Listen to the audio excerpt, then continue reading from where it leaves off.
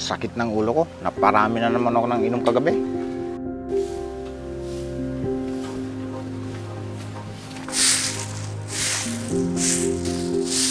Ano? Nakaluto na kayo ng ulam at kanin?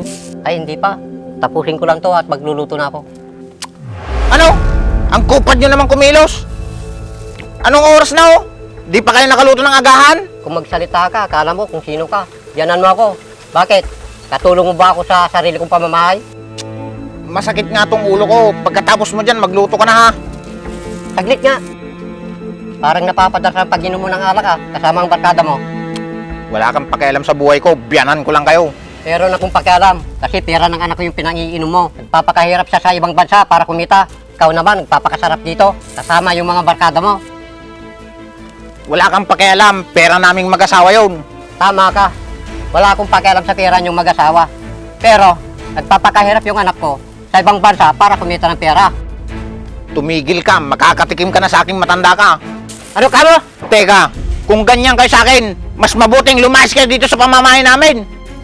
Ang kapal naman ng pagmumukha mo. Hindi mo ba alam na pamamahay ko rito? Nakiusap lang kayo sa akin doon. Na kung pwede, dito pa lang kayo tumira. Habang nag-umpisa pa lang kayo. Tapos ngayon, ako pang palalayasin mo?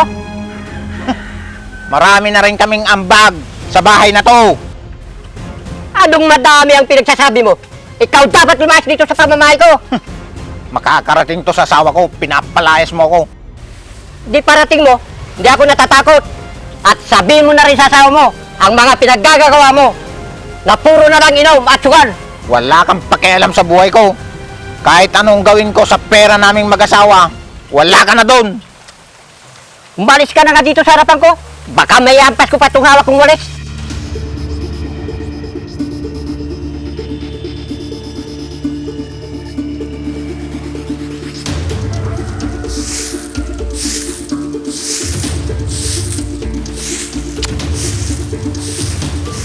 Sira na naman ang araw ko.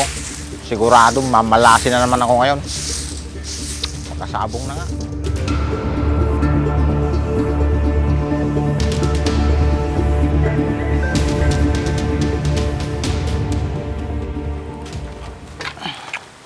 Swertein sana ako ngayon sa sabong.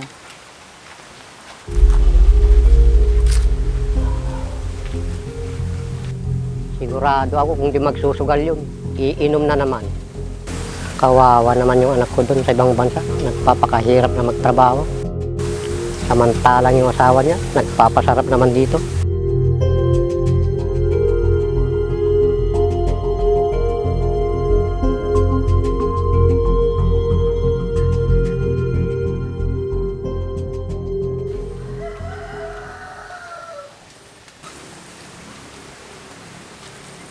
Bayaw! Andyan ba si tatay? Andun siya.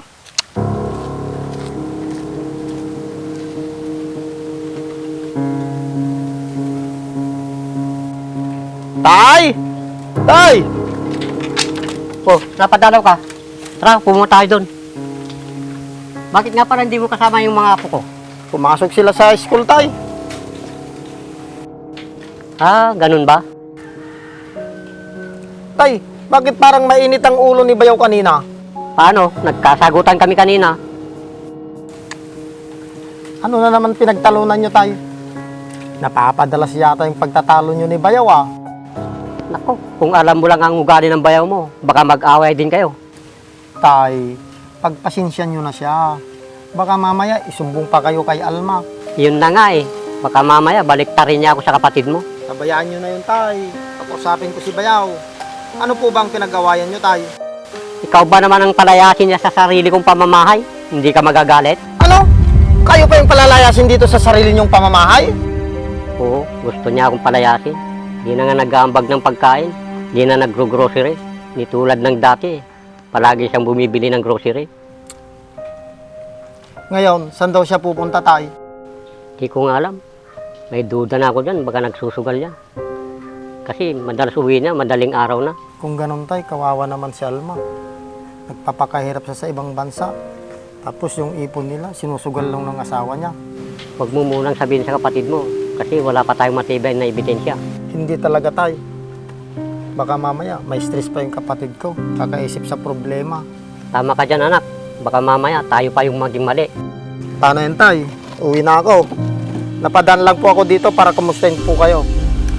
Salamat anak, huwag kang mag-alala. Okay lang ako dito. Oh, sige, tay.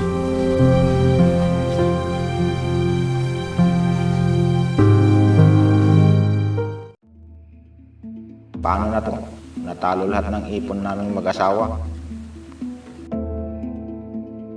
Lagot ako sa asawa ko pag nalaman nito.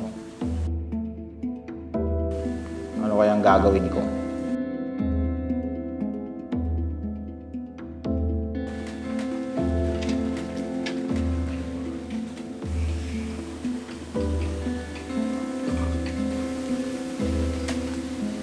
Kararating mo lang? Parang ang lalim ng iniisip mo ah. Ako na naman na nakita nyo. Meron na bang mainit na tubig? Oo, meron na. Timplahan nyo nga muna ako ng kape. Sige, hintayin mo ko dito. Pagtitimpla kita. Pakibilis lang ha.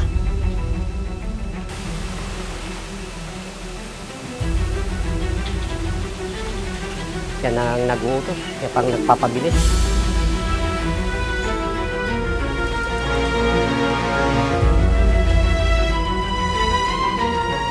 Oh, ito na yung kape. Matanong lang kita. Saan ka pumunta kagabi?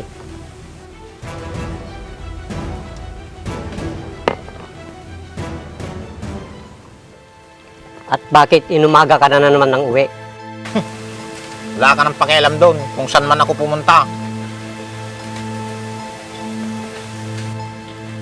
Pasensya ka na kung nakikialam ako sa buhay mo. Ganyan. Huwag kayong makialam sa buhay ko para wala tayong magiging problema. Sige, hindi na mauulit. Makatulog na nga.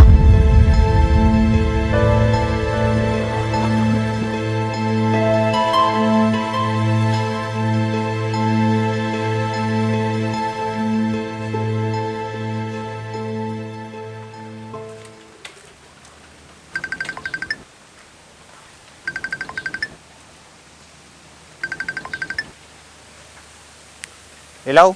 Bakit ka tumawag? Di ba sabi ko sa'yo, babayaran din kita?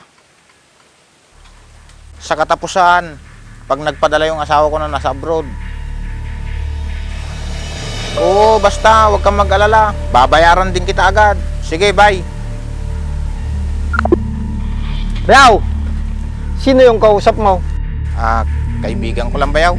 Umuutang kasi siya ng pera. Umuutang ba talaga siya o sinisingil ka niya? Alam mo pala eh. Bakit ka pa nagtatanong kung ganun?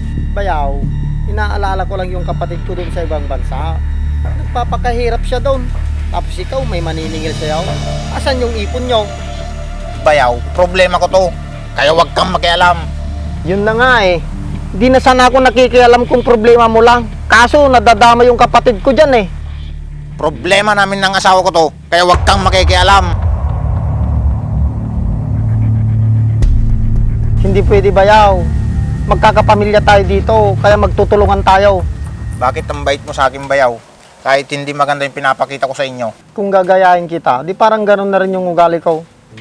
Alam mo bayaw, pwede mo naman sabihin sa akin yung problema mo eh. O kaya kay tatay. Parang may pinag-uusapan kayong dalawa.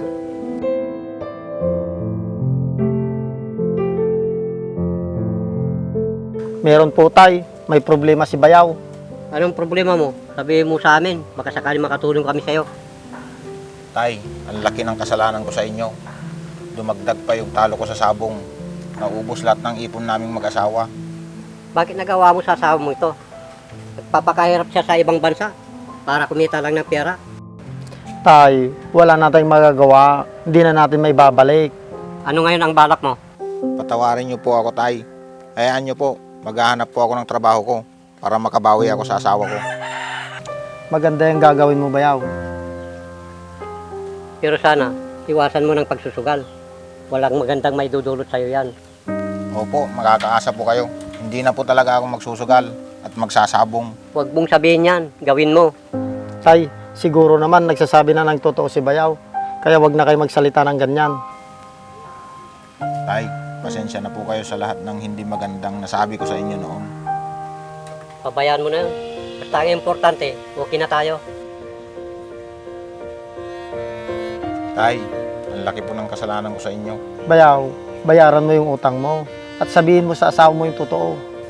Tapos, humingi ka ng tawad sa mga nagawa mo. Hindi naman mahirap kausap yung anak ko eh. Mabait naman yun. Opo tay, gagawin ko po yun. At hindi ko na uulitin yung pagkakamali kong yun. Tay, salamat. Bayaw, salamat din.